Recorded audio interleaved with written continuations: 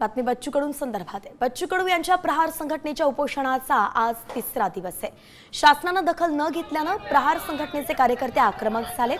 धरणामध्ये उतरून जलसमाधी आंदोलन ते करतायत। सरकार विरोधात घोषणाबाजी देत आंदोलक पूर्णा प्रकल्पात उतरलेत।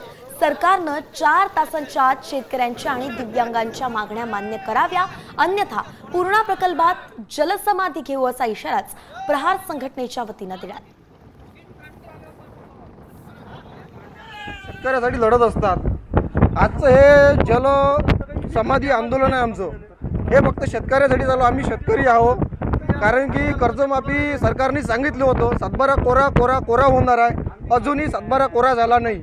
आम्ही सतत इतक्या दिवस आमची कर्जमाफीची वाट बघत आहोत, कारण की सगळे एकूण शेतकरी फसवणूक झाली आहे। सगळे शेतकरी फसलेला आहे, कारण की खतमालाचे भाव, रासायनिक खताचे भाव, फवारणी कीटकनाशकाचे भाव सगळे भाव वाढत चाललेले आहे।